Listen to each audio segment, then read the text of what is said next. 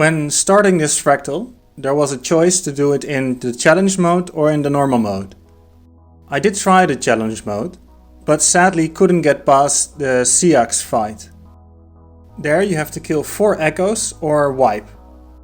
I hope that with some engineering tricks I could bypass this DPS check, but no such luck. It's still doable, but not with my restrictions. So normal mode it is. But don't worry, the hardest part of this fractal is the same in challenge mode as in normal mode.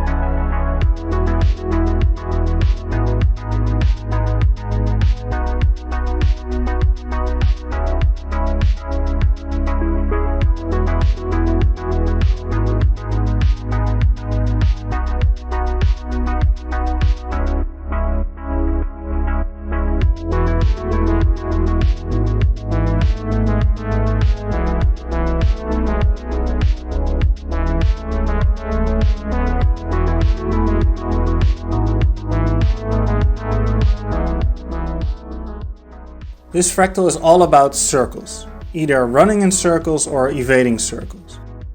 It already starts with the first boss. I run in circles to avoid her ball shot, because you can't outrun it if you are far away. And below 90% the little ads will spawn. And the best way to tackle those is to first stand still, so they will stand in place and try to vomit on you, which causes confusion, which is a natural response of being vomited upon, I guess. And you stagger your walk and just run in a circle, and the little ads will die from your bomb trail. And that's basically the fight. You just run in a circle around the boss until 33%, where she stands up, but from there it's easy with just any ranged weapon.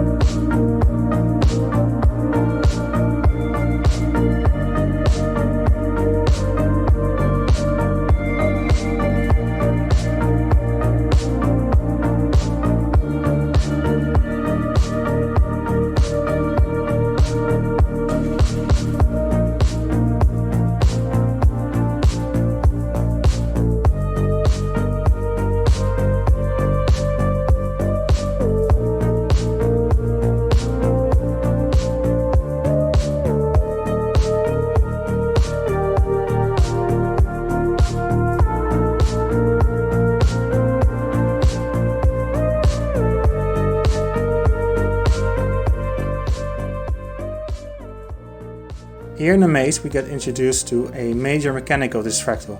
The agony circles, orbs, whatever. There's an orb that spits out little balls and you have to capture the circle which it is in to destroy the orb. Notice that the orb will light up every 3 seconds, and what it does, it will give everyone in the circle agony. For this challenge, that's a game over, an insta-kill.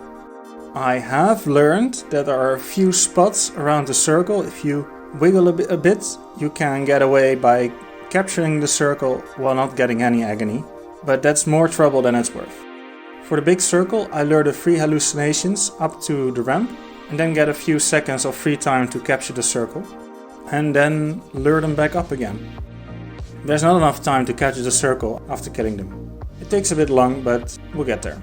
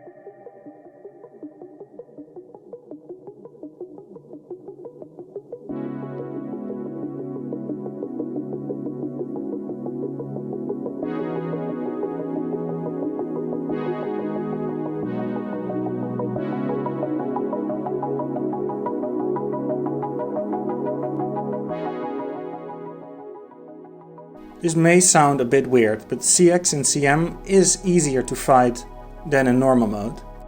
Well, aside from the 2 DPS checks, that is.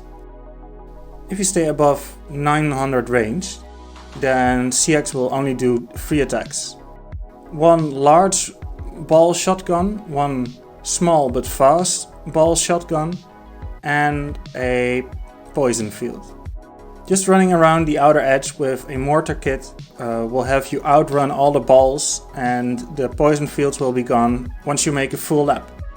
So with just mortar kit running around in circles, you evade all his attacks and he will not do anything else. Well, except for the arena wipe, but that's what AAD is for. Also at 50% and lower the hallucinations spawn, but if you just keep running, those are not an issue either. The biggest challenge in this fight is to not go into autopilot and forget to use AED at the right time. It's a bit boring to watch me running in circles, so let's speed it up a bit.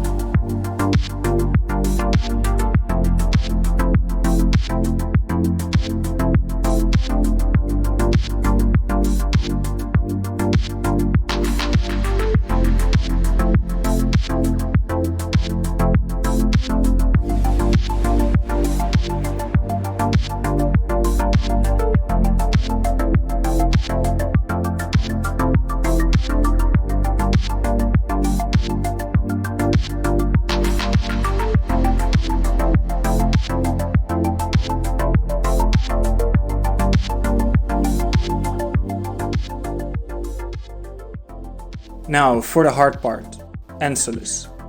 I had a few issues with Ensolyss himself for a while, until I learned of his blind spots. At first I kited him around, preserving my dodges. However, there's a blind spot on both versions, where you can outpace all his attacks, save for 2.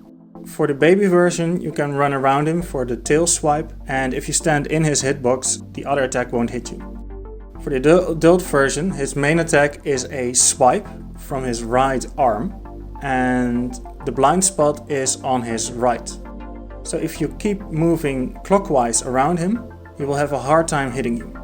The only 2 attacks that you need to watch out for are his Shockwave Slam with the little crate at the end, and below 66% his Arena Suck, where he will make a swallowing sound and try to eat everything by sucking up everything to the arena towards him. Both are highly telegraphed, so they shouldn't be an issue. No, the hard part are the Orb Phases. We've seen them in the maze, we've seen them in tier 3. The most difficult part is to not overextend in the circles and gain agony, and while outside of the circles to not get hit by too many of the effects. The red balls, the circles and the blue balls are all percentage based. So it doesn't matter if you're in Berserkers or Nomads, you will lose or gain the same amount of percentage health. However, the damage is different, which means the best character for the job is someone with the least amount of health, but the most amount of healing power. So you can just AFK between the circles and stand in them when the time is right. It's not really necessary for the first Orb Phase, but the hardest part, the second Orb Phase, has been made even harder by the arena getting smaller. The goop has encroached to the center, so only a little over half the circle is uncovered. This makes capturing them and staying alive from all the balls and the circles a lot harder. So much so that I even considered changing to full heal ranger, which worked. However, something I didn't realize, the next part at 15% is almost trivial on engineer with bomb kit, but on ranger I got absolutely obliterated. Even with the super healer, I just gained too many conditions on me and died in seconds. So I had to do it on engineer with bomb kit, and my solution for the fight was to stand between circles 4 and 5 and try to capture circle 5. The most tricky part of this phase is a few seconds in. A large part of the arena will be covered with orange circles, and in between them there will be a stream of blue balls. That stream of blue balls begins in between circles 4 and 5. So while trying to capture 5, you will be safe, and you can walk past 5 and around halfway into 1.